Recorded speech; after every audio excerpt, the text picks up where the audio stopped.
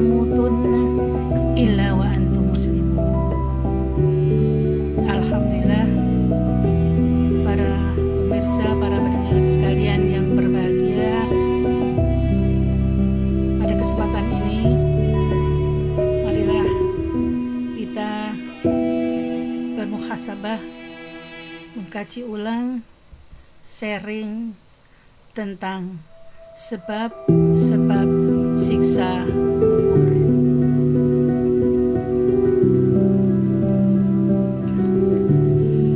Dari riwayat Bukhari 1283 berbunyi, Haddatsana Abdan akhbarani abi an Syu'bah sami'tul Ash'atha an abihi an Masruqin an Aisyah radhiyallahu anha anna yahudiyatan dakhalat 'alaiha fadakarat adzabal qabri faqalat laha a'adakillahu min adzabil qabri fasalat Aisyatu Rasulullah sallallahu alaihi wasallam an adzabil qabri faqala na'am adzabul qabri. Qalat Aisyatu radhiyallahu anha fama ra'aitu Rasulullah sallallahu alaihi wasallam ba'du shalla salatan illa ta'awwadha min adzabil qabri zada gundarul adabul qabri haq.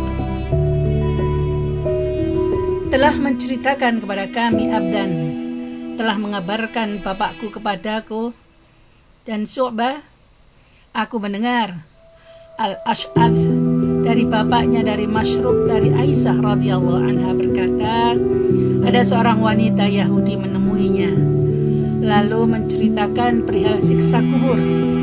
Kemudian berkata kepada Aisyah radhiyallahu anha, semoga Allah melindungimu dari siksa kubur. Kemudian setelah itu Aisyah radhiyallahu anha bertanya kepada Rasulullah sallallahu alaihi wasallam perihal siksa kubur. Maka beliau menjawab, iya benar, siksa kubur itu ada.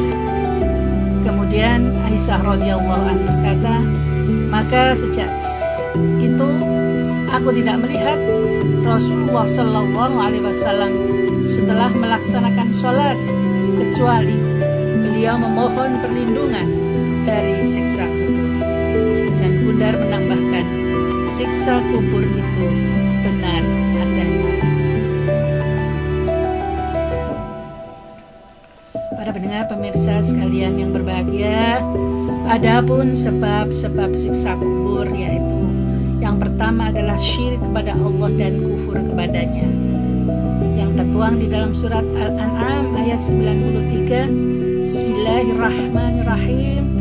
Walau tara idz zalimuna fi ghamaratil mauti wal malaikatu basitu aydihim akhriju anfusakumul yauma tujzauna adzabal huni bima kuntum taquluna 'ala Allahi ghairal haqqi wa kuntum an ayatihi tastakbirun.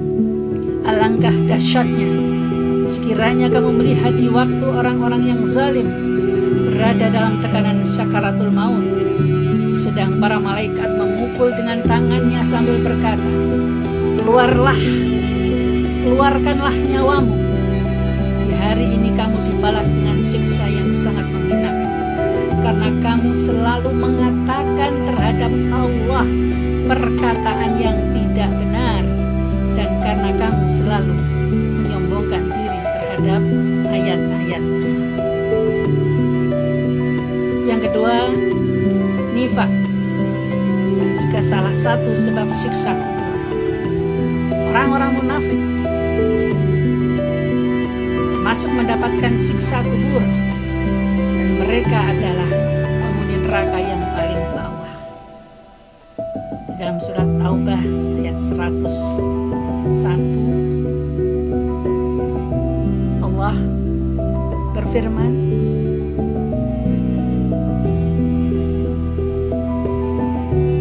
haulakum minal a'rabi munafiquna wa min ahlil madinati maradu 'alan nifaqi la ta'lamuhum nahnu na'lamuhum sanu'adzibuhum marrataini summa yuraduna ila 'adzabin 'adzim.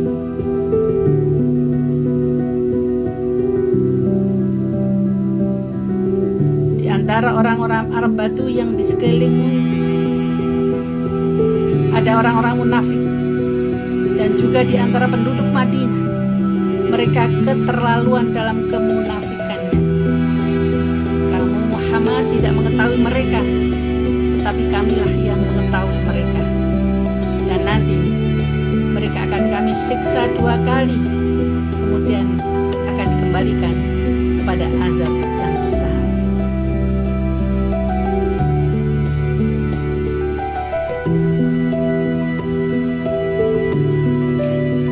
Benar, yang berbahagia. Dan yang ketiga adalah merubah syariat Allah dengan mengharamkan apa yang dihalalkan Allah dan menghalalkan apa yang diharamkan, yaitu menyimpang dari syariat Allah Ta'ala. Termasuk salah satu sebab siksa kubur adalah sabda Nabi Sallallahu Alaihi Wasallam, ra'aitu amrobna amiril khuzaiyah yajurru qusbahu finar kana awala man sayyabas sawaiba, rawahu Bukhari. Saya melihat Amir bin Amir al-Khuzai menyeret ususnya di neraka. Dia adalah orang yang pertama berubah melepas hewan untuk berhala.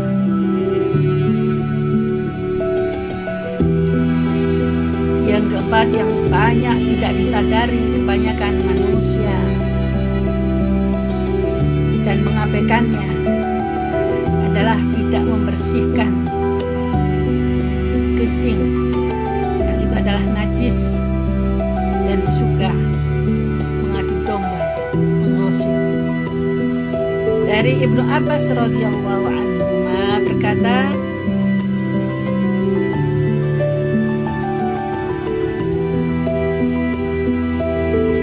marran nabiyyu sallallahu alaihi wasallam biqabraini faqala innahuma la yu'adzabani wa ma yu'adzabani fi kabir amma ahaduhuma fakana la yastadiru minal bauli wa amal akharu fakana yamshi bin namimah, rawahu Bukhari wal Muslim. Nabi Shallallahu Alaihi Wasallam melewati 2 kuburan lalu bersabda, kedua penghuninya ini sedang disiksa, dan siksanya bukan karena dosa besar. Yang satu tidak menghindar dari air kencing, sedangkan yang satu lagi suka mengadu domba. Masuk dari Ibnu Abbas radhiyallahu anhu, dari Nabi Shallallahu Alaihi Wasallam bersabda, an amata adabil qabri minal bauli fanatanazuhu minhu, akhrajah dari Qotani. Wasahadi Albani fi Sahihati Targhib. Sesungguhnya kebanyakan siksaan kubur adalah karena kencing, maka bersihkanlah diri darinya. Riwayat Daruqutni disahihkan oleh Albani dalam Sahih At-Targhib. Yang kelima adalah ghibah, menggunjing. Fa'amal akhar fayu'adzibu fil ghibah. Sementara Yang lainnya disiksa adalah karena menggunjing atau riba. Hadis riwayat Ahmad.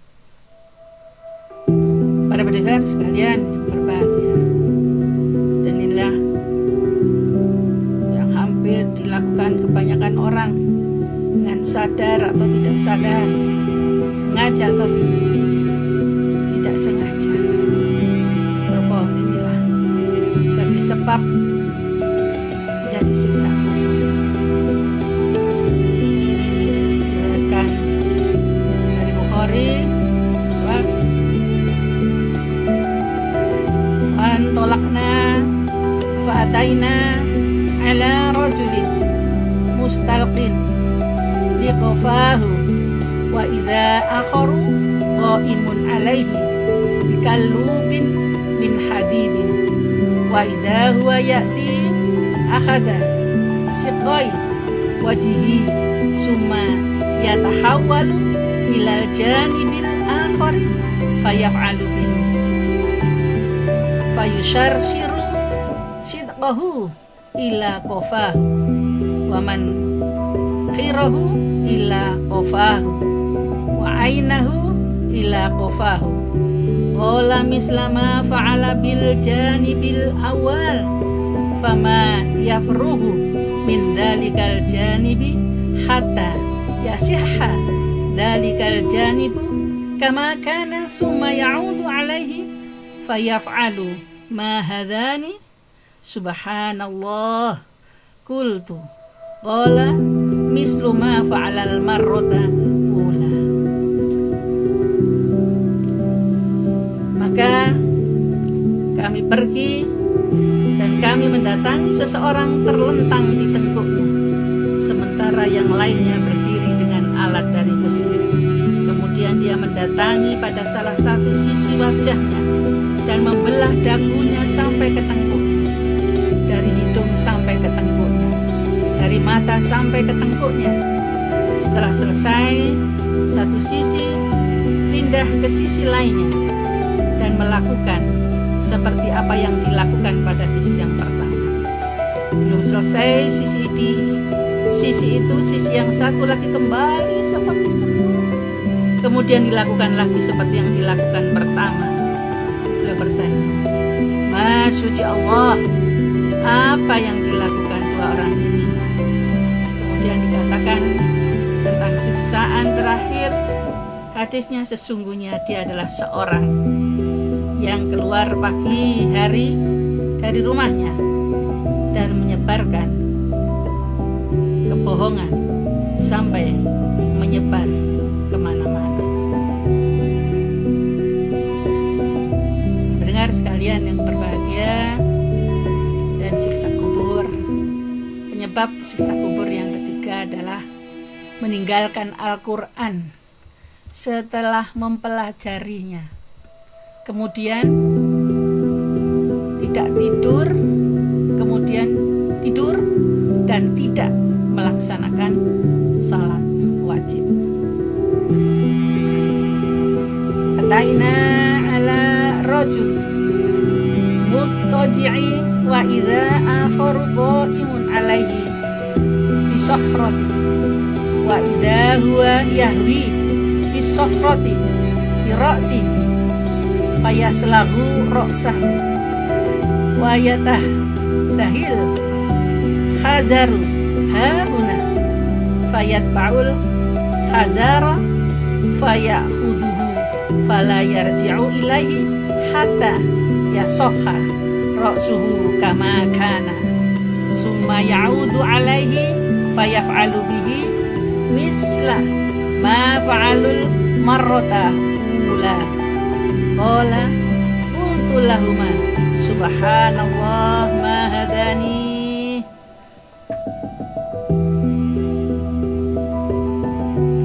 Wa fihi walladhi ra'aitahu suhdakha ra'suhu farajula alamahullahu Qur'an fanama anhu billaili walam ya'mal bihi bin nahar. Kami mendatangi seseorang yang berbaring dan orang lain berdiri di atas bebatuan. Kemudian orang yang berdiri memukul kepala yang berbaring sampai pecah, sampai bebatuan bergulir ke sana kemari. Lalu dia mengejarnya dan mengambilnya sebelum kembali kepada orang yang dipukul tadi telah kembali seperti semula. Kemudian dia melakukan seperti yang dilakukan pertama kali. Berkatalah, saya berkata kepada keduanya, Maha Suci Allah, ada apa kedua orang ini? Dan di dalam hadis ada teks tadi yang Anda lihat adalah seseorang memecahkan kepalanya adalah seseorang yang Allah ajarkan kepadanya Al-Quran, sementara dia tidur di waktu malam hari dan tidak mengamalkannya pada siang hari. Masya Allah.